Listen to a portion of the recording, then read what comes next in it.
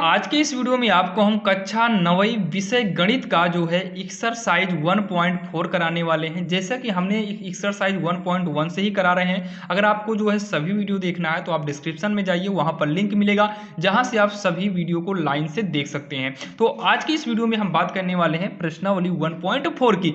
जैसे कि यहाँ पर देखिए, जो सबसे पहला क्वेश्चन दिया हुआ है, बताइए नीचे दी गई संख्याओं में कौन कौन परिमेय संख्या है। नीचे दी गई संख्याओं में कौन कौन परिमेय संख्या है और कौन कौन अपरिमेय संख्या है, हमें ये बताना है।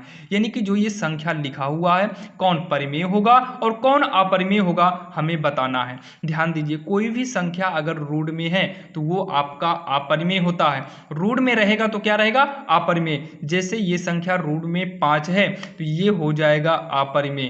तो यहाँ पर क्या लिखेंगे, अपरिमेय संख्या है, अपरिमेय संख्या है। अगर हम दूसरे में देखें तो थोड़ा इसको सॉल्व करिए। 3 प्लस में रूट का 23 होगा, ब्रैकेट को हटाएंगे तो माइनस का रूट 23 होगा। तो 23 से 23 कट के कितना बचा, 3। जो इसका आंसर बचा है ये रूट में है ही नहीं, इसका मतलब ये परिमेय होगा। क्या हो जाएगा, परिमेय संख्या है। मान लीजिए अगर ये सॉल्व ना भी करते तब भी आप देखिए रूट 23 से रूट 23 कट जाता, 3 बचेगा, तो ये संख्या ही आपका परिमेय होगा। अब यहाँ पर देखिए, जैसे यहाँ पर ये दिया है, अब ये परिमेय है कि अपरिमेय है। जैसे रूट 7 से कट ही जाएगा तो बचेगा 2/7। काटिए मत, कट ही जाएगा, ध्यान देना। जब ये कट जाएगा तो 2/7 बचेगा। इसका मतलब ये भी क्या हुआ, परिमेय, क्योंकि जो संख्या रूट से बाहर हो वो परिमेय ही होती है। तो परिमेय संख्या है, ये हो गया। अब यहाँ पर अगर हम बात करें इसकी, तो इसमें आप परिमेयकरण करिए या कुछ भी करिए, नीचे का रूट अगर नीचे का रूट तो हटेगा ही नहीं, अगर नीचे हटाएंगे तो ऊपर आ जाएगा। यानी कि रूट से बाहर ये नहीं निकल पा रहा है तो ये हो जाएगा परिमेय संख्या। या तो कट जाए या तो घट जाए, कुछ ना कुछ होना चाहिए, यानी कि रूट नहीं दिखना चाहिए बस। यहाँ रूट दिखा था तो ये कट जाएगा। अब यहाँ पर 2 पाई है, और पाई की संख्या भी जो है अपरिमेय होती है, याद रखिएगा। पाई की संख्या भी क्या होगी, अपरिमेय। अगर किसी में पाई लगा है तो वो भी संख्या हो जाएगा अपरिमेय। अपरिमेय संख्या है, क्या है, अपरिमेय संख्या है। अब यहाँ पर हम बात करेंगे सवाल नंबर दूसरी की, जो कि काफी आसान तरीके से बताने वाले हैं। बोला है निम्नलिखित व्यंजकों में से प्रत्येक व्यंजक को सरल कीजिए। निम्नलिखित व्यंजकों में से प्रत्येक व्यंजक को सरल कीजिए। अब यहाँ पर देखिए, इसको सॉल्व करना है। सॉल्व कैसे करेंगे, जैसे हम बीजगणित का गुणा करते आए हैं सेम वैसे ही हम इसका गुणा करेंगे। सबसे पहले इस 3 को लेकर हम इस पूरे में गुणा कराएंगे, 2 प्लस का रूट 2।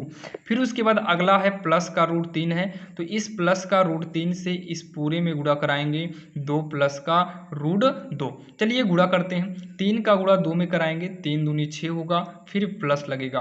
देखिए 3 आपका रूट से बाहर था और 2 भी रूट से बाहर था, तो 3 दूनी 6 हो गया।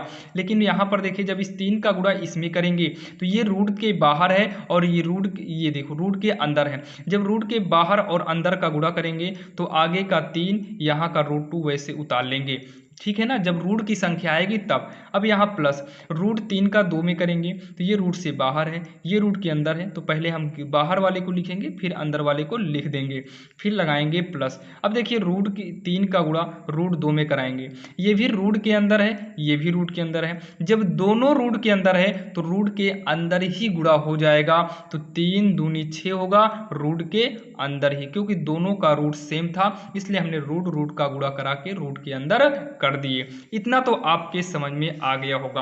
अब इतना देखिए ये हो गया। अब हम दूसरे नंबर की बात करें तो खैरहाल ये फार्मूला बन जाएगा a प्लस बी और a माइनस बी का, लेकिन हम फार्मूले पे सॉल्व नहीं करेंगे, हम इसी तरीके से करेंगे। पहले इस 3 को लेंगे, इसमें गुणा कराएंगे, 3 माइनस रूट 3। इस 3 को लेकर हम इस पूरे में गुणा करा दिए। अब हम प्लस के साथ रूट 3 को लेंगे और फिर से इसी में गुणा कराएंगे। तो यहाँ देखिए 3 का गुणा 3 में करेंगे, दोनों रूट के बाहर है, 3 त्रिक का 9 हो गया। अब फिर उसके बाद माइनस।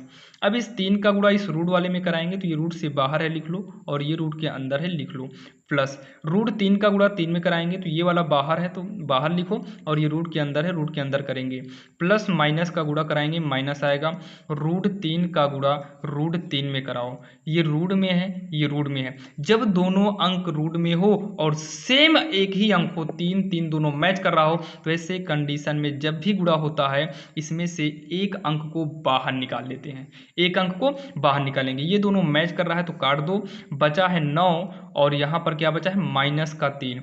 9 में से 3 को घटाएंगे तो कितना आएगा, 6 आ जाएगा।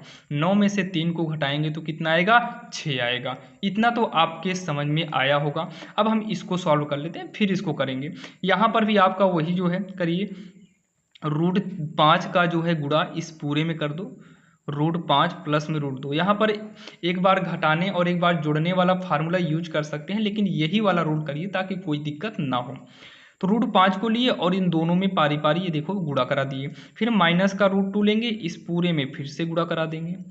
इतना समझ में आया होगा। अब जो है देखिए, ये रूट 5 और ये रूट 5 5 5 मैच कर रहा है तो बाहर कर दिए, प्लस इस रूट 5 का रूट 2 में करेंगे। देखिए दोनों का रूट तो मिल रहा है लेकिन अंदर की गिनती नहीं मिल रही है। जब गिनती मिल रही हो तो बाहर करो, और गिनती ना मिल रही हो तो सीधा गुणा करो, तो 5 दूनी का 10 हो जाएगा, और वो भी रूट के अंदर, बाहर नहीं निकलेगा। माइनस ये भी दोनों देखिए आपस में रूट तो मैच कर रहा है लेकिन गिनती नहीं मैच कर रही है, तो रूट के अंदर गुणा करा दो, 2 पंचे का 10, फिर माइनस प्लस माइनस होगा। ये रूट भी मैच कर रहा है और अंदर की गिनती भी मैच कर रही है, तो रूट 2 का गुणा जब रूट 2 में कराएंगे तो 2 आपका रूट से क्या हो जाएगा, बाहर हो जाएगा।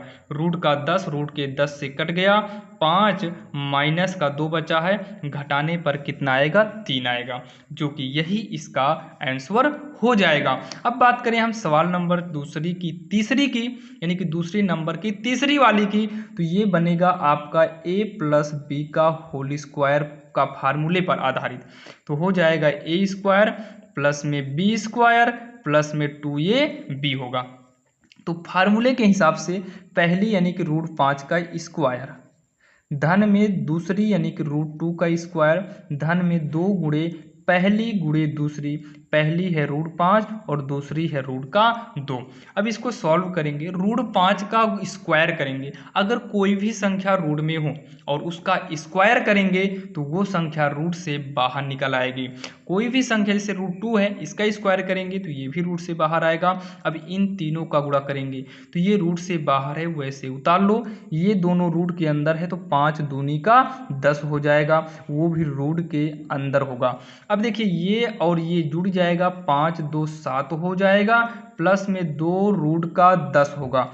अब इसको मत जोड़िएगा क्योंकि इसके साथ रूट 10 है और इसके साथ रूट 10 नहीं है, इसका मतलब ये जुड़ेगा नहीं, और यही जो है इसका आंसर होगा, जो कि काफ़ी आसान था, आपके समझ में आ गई होगी। तो चलिए हम देखने वाले हैं अब सवाल नंबर तीसरी। हम बात करने वाले हैं सवाल नंबर तीसरी का। तो यहाँ पर बोला है, आपको याद होगा कि पाई को एक वृत्त की परिधि और उसके व्यास के अनुपात में परिभाषित किया जाता है। यानी कि इसके परिधि को और उसके व्यास के अनुपात में, अनुपात का मतलब बटे में, परिभाषित किया जाता है, अर्थात पाई बराबर c/d है। इस तथ्य का अंतर विरोध करता हुआ प्रतीत होता है कि पाई अपरिमेय है। इस अंतर विरोध का निराकरण आप किस प्रकार करेंगे? तो यहाँ पर ध्यान से सुनिएगा इसको। जो है सबसे पहले ये दिया है पाई बराबर का c/d। क्या दिया हुआ है? पाई बराबर का c/d। तो सबसे पहले यहाँ पर वृत्त की बात किया है तो हम यहाँ पर एक सर्कल यानी कि वृत्त को बना लेते हैं। अब इस वृत्त का ये मेन पॉइंट जो होगा, केंद्र बिंदु, इसको हम O दिखा देते हैं। इसको हम क्या दिखाएंगे? O दिखाएंगे। ये C बोला है यानी कि ये जो सर्कल है, इस सर्कल को हम किससे प्रदर्शित करेंगे? सर्कल को हम C से प्रदर्शित करेंगे। सर्कल को हम किससे दिखाएंगे? C से, और केंद्र बिंदु को O से। अब यहाँ से यहाँ तक यानी कि इस परिधि से लेकर इस परिधि तक जो मिलाने वाली रेखा होती है और जो केंद्र से होकर जाती है, इसी को हम लोग बोलते हैं व्यास, यानी कि D से इसको हम प्रदर्शित करते हैं। व्यास को किससे? d से प्रदर्शित करते हैं। और इसकी जो परिधि है, परिधि को हम किससे प्रदर्शित करेंगे? वो c से करेंगे। ध्यान से देखना, दिया है पाई बराबर c/d, ये दिया था। अब यहाँ पर हमने एक वृत्त बनाया जो कि सर्कल यानी कि c है, इसका केंद्र बिंदु O था। अब परिधि से परिधि तक मिलाने वाली जो रेखा गई और केंद्र से होकर गई है वो आपका व्यास यानी कि d हो गया। अब यहाँ पर अगर आप देखिए, जो पाई बराबर का जो 22/7 होता है, ये इसका मान एग्जैक्ट नहीं होता है। केवल हम इसको सॉल्व करने के लिए, सवालों को हल करने के लिए हम पाई का वैल्यू जो मान है वो 22/7 मानते हैं, लेकिन ये एग्जैक्ट नहीं होता।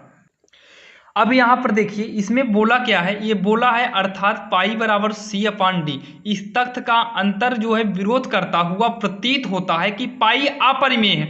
देखिए, पाई की जो वैल्यू है वो c/d है, और यहाँ पर आपको बता दिए पाई बराबर जो है 22/7 है। आपको याद रखना है इस पाई का एग्जैक्ट मान 22/7 नहीं होता है, कुछ कम या फिर ज़्यादा होता है। अब यहाँ पर बोला है कि पाई की वैल्यू जो है, पाई का मान जो c/d के रूप में दिया है, इसमें से आप ये सिद्ध करिए कि पाई अपरिमेय है। देखिए, पाई को अपरिमेय होने के लिए इस बात को याद रखिएगा, पाई को अपरिमेय होने के लिए c और d में से किसी एक को अपरिमेय होना होगा। अगर c अपरिमेय हुआ तब भी ये संख्या अपरिमेय होगा, d अगर अपरिमेय हुआ फिर भी ये संख्या अपरिमेय होगा। बाकी ये c/d के रूप में यानी कि p/q अंश बटे हर के रूप में दिखाई दे रहा है, तो ये संख्या परिमेय आपको लग रही है। लेकिन पाई को अपरिमेय करने के लिए c और d में से किसी एक संख्या को आपको अपरिमेय कहना होगा। इसका मतलब इसमें जो निष्कर्ष निकल रहा है, c और d में कोई एक संख्या को अपरिमेय करना पड़ेगा। इसलिए जो है पाई बराबर c/d भी क्या हो जाएगा? अपरिमेय होगा। आपको सॉल्व में इतना लिखना पड़ेगा। तो आशा करता हूं ये वाली सवाल आपकी समझ में आ गई होगी। अब यहाँ पर जो है सवाल नंबर 4 जो है आपके सामने है। देखिए, इसको सॉल्व करने के लिए हमको जो है पटरी प्रकार गोला प्रकार का यूज करना पड़ेगा। तो अभी यहाँ पर पटरी प्रकार गोला प्रकार नहीं लिए हुए हैं, तो इस सवाल को अब यहाँ पर छोड़ देते हैं। और ये किसी एग्जाम में आपको टेस्ट पेपर में हो सकता है पूछ लिया जाए, बाकी ये आपको जो है परीक्षाओं में नहीं पूछा जाता है। तो चलिए इसको अभी छोड़ते हैं, हम चलते हैं, देखते हैं सवाल नंबर 5। अगर आपको इसकी ज़रूरत पड़ेगी तो आप लोग कमेंट बॉक्स में कमेंट कर दीजिएगा, हम इसके लिए एक अलग सा वीडियो बना देंगे। अब यहाँ पर अगर हम बात करें सवाल नंबर 5 का, तो बोला है निम्नलिखित के हरों का परिमेयीकरण कीजिए। जो ये सवाल दिया है इसके हरों का परिमेयीकरण करना है। तो सबसे पहले क्या करिएगा, सबसे पहले जो सवाल दिया है उसको नोट करिए, 1/√7। हरों का परिमेयीकरण का मतलब क्या होता है? जो ये हर में है इसी से आप ऊपर नीचे गुणा कर दो। जो नीचे हर है उसी को लेकर आप ऊपर नीचे गुणा कर दो, इसी को बोलते हैं हरों का परिमेयीकरण। अब उसके बाद √7 का हम 1 में गुणा करेंगे तो √7 का नाम √7 ही होगा। अब यहाँ √7 का √7 में गुणा करेंगे, दोनों रूट भी मैच कर रहा है और उसके अंदर के अंक भी मैच कर रहे हैं, तो √7 का गुणा कराएंगे तो 1 7 जो है बाहर निकल आएगा और यही जो है इसका आंसर हो जाएगा। इसमें तो एक ही था, केवल √7 था, तो इसका तो परिमेयीकरण यानी कि हरों का परिमेयीकरण हमने आसानी से कर लिया। लेकिन यहाँ पर क्या है, इसको जब नोट करेंगे पहले तो √7 माइनस का √6 है, जबकि इसके हरों में 2 अंक आ चुके हैं, √7 और √6। तो ऐसे कंडीशन में आपको इसी से ऊपर नीचे गुणा करना है। लेकिन जब डबल आ जाए तो ये जो बीच में चिन्ह आता है, इस चिन्ह के विपरीत, विपरीत का मतलब जैसे माइनस है तो प्लस करके ऊपर नीचे गुणा करा देना, इसी को बोलते हैं हरों का परिमेयीकरण। तो हर वाले से ही ऊपर नीचे क्या किए हैं, गुणा, लेकिन चिन्ह को बदल दिया जाता है। जब अकेले हो तो कोई बात नहीं, जब डबल हो तो चिन्ह बदलेगा, माइनस है तो प्लस, अगर यहाँ प्लस होता तो यहाँ दोनों जगह पर माइनस कर देते। अब इसका 1 में गुणा कराएंगे तो √7 प्लस में √6 हो जाएगा, क्योंकि 1 में ही गुणा करना है।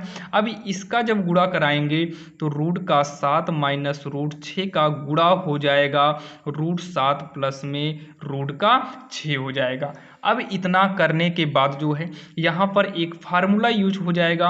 अगर एक बार घटा हो और एक बार जुड़ा हो तो ये फार्मूला होता है a² घटा b² हो जाता है, यानी कि a² माइनस का b² हो जाता है। अब ऊपर वाले को उतार लो, √7 है, √7 और प्लस में रूट का 6 है।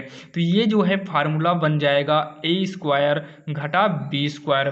तो यहाँ पर रूट 7 है, यहाँ पर भी रूट 7 है, रूट 6 है। तो ये हो जाएगा पहले ए यानी कि फर्स्ट वाला रूट 7 का स्क्वायर, बीच में घटा यानी कि माइनस रहेगा, ये रूट 6 है तो यहाँ पर रूट 6 का स्क्वायर हो जाएगा।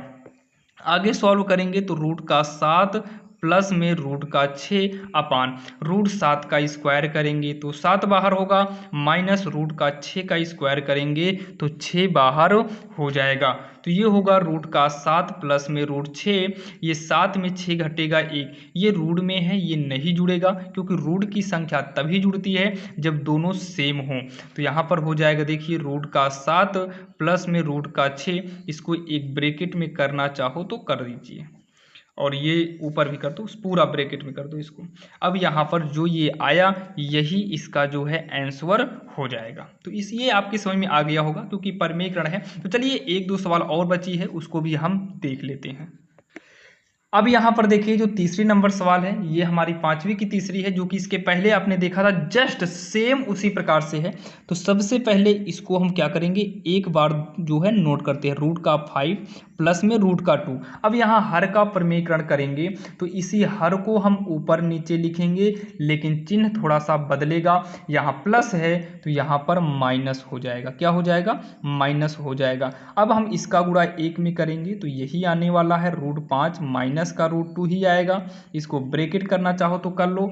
अब उसके बाद इसका जब गुणा करेंगे तो दोनों पास में हो जाएगा, रूट 5 और प्लस में रूट का 2, फिर रूट का 5 माइनस में रूट का 2 हो जाएगा। ठीक, अब इसको जब हम आगे सॉल्व करेंगे तो ये होगा रूट का 5 माइनस रूट का 2 होगा। अब यहाँ पर एक बार जोड़ा और एक बार घटाया है तो a प्लस बी और a माइनस बी, ये जो फार्मूला बनता है वो a स्क्वायर माइनस का b स्क्वायर का बनता है। तो ये हो जाएगा दोनों पे में पहली का स्क्वायर यानी कि रूट 5 का स्क्वायर माइनस बी मिला था तब b स्क्वायर हुआ तो रूट 2 है तो ये रूट 2 का स्क्वायर हो जाएगा। उसके बाद जो है हम ऊपर वाले को उतारेंगे, रूट 5 माइनस का रूट 2 उतार लेंगे। जब ये 5 का स्क्वायर करेंगे तो 5 जो है रूट से बाहर आएगा, क्योंकि रूट की संख्या का स्क्वायर करने पर रूट से बाहर हो जाता है। और रूट 2 का स्क्वायर करेंगे तो रूट की संख्या है तो ये भी आपका 2 क्या हो जाएगा, रूट से बाहर हो जाएगा। तो ऊपर लिखेंगे रूट 5 माइनस का रूट 2 अपान में, इसको ब्रैकेट करना हो कर लीजिए, ब्रैकेट नहीं भी करते हो तब भी कोई दिक्कत नहीं है। 5 में से 2 को घटाएंगे तो 3 हो जाएगा और यही जो है इसका आंसर होगा, क्योंकि इसके बाद सॉल्व नहीं किया जा सकता है। अगर ज़्यादा से ज़्यादा कुछ करेंगे भी तो ये 1/3 यानी कि 3 को साइड में करेंगे, रूट 5 माइनस का रूट 2 करेंगे तो ये भी आपका करेक्ट होगा, ये भी आपका करेक्ट है। तो जैसा कि ये वाली सवाल भी आपकी समझ में आ गई होगी। अब हमारे पास एक और सवाल बचती है, चलिए इसको भी हम जल्दी से सॉल्व कर लेते हैं। तो यहाँ पर देखिए 1 में क्या है, रूट का 7 है माइनस का 2 है। यहाँ पर भी डबल अंक आ गया है तो इसका भी परमेयकरण करेंगे, हर का परमेयकरण करेंगे तो हर वाले को ही ऊपर नीचे क्या करेंगे, गुणा करेंगे। तो रूट 7 यहाँ पर माइनस है, परमेयकरण करते समय यहाँ पर चिन्ह बदल जाता है तो माइनस को प्लस में करेंगे और सेम इसी को नीचे भी हम कर लेंगे। अब हम इसका 1 में गुणा कराएंगे तो रूट 7 प्लस का 2 होगा, इन दोनों का गुणा कराएंगे तो रूट 7 माइनस 2 1 में और रूट 7 प्लस 2 एक ब्रैकेट में कर लेंगे। अब उसके बाद अंश वाले को लिखेंगे रूट 7 प्लस का 2, यहाँ फिर वही फार्मूला। एक बार देखिए यहाँ जोड़ा घटाया था, यहाँ पर घटाया जोड़ा है, बस आगे पीछे किया है, फार्मूला तो यही लगेगा। तो ए स्क्वायर यानी कि रूट 7 का स्क्वायर माइनस में ये 2 मिल रहा है तो 2 का स्क्वायर कर देंगे। अब उसके बाद ये हो जाएगा रूट का 7 प्लस में 2 अपान में रूट 7 का स्क्वायर करेंगे 7 बाहर आएगा, माइनस का 2 का स्क्वायर करेंगे 2 दूनी 4 होगा। देखिए इसमें रूट लगा था तब इसका स्क्वायर किए रूट से बाहर, इसमें रूट नहीं लगा था तो हम 2 का स्क्वायर किए 2 दूनी का 4 हो गया। रूट लगा था तो बाहर, रूट नहीं था तो स्क्वायर, बाकी तो समझ में आया होगा। अब ये हो जाएगा रूट का 7 प्लस में 2, 7 में से हम 4 को घटाएंगे तो 7 में से 4 जाएगा तो 3 आएगा। कितना आएगा? 3 आएगा। इसको अगर हम इस तरीके से लिखना चाहें तो 1/3 ब्रैकेट में √7 प्लस का √2, और ये जो है इसका आंसर हो जाएगा। जैसे कि आपने आज के इस वीडियो में देखा कक्षा 9वीं विषय गणित का एक्सरसाइज 1.4, जो कि आज के इस वीडियो में हमने सभी क्वेश्चन को कराए थे। एक क्वेश्चन आपका छोड़ा गया था जो कि पटरी उटरी चाहिए, इसलिए उसको हम छोड़े थे। बाकी अगर वो वाला आपको नहीं आता है, अगर आपको वो समझनी है सवाल, तो आप लोग कमेंट बॉक्स में कमेंट कर दीजिएगा। हम उस कमेंट के आधार पर वीडियो को एक छोटी वीडियो लेकर आएंगे जिसमें आपको उसे एक पटरी और प्रकार की सहायता से बता देंगे कैसे करना है। तो चलिए मिलते हैं अब किसी अन्य वीडियो में, और सारे वीडियो को देखने के लिए आपको हम डिस्क्रिप्शन में लिंक दे देंगे, वहां पर जाकर आप सभी वीडियो को एक्सरसाइज 1.1 से सारे वीडियो आप लाइन बाय लाइन देख सकते हैं।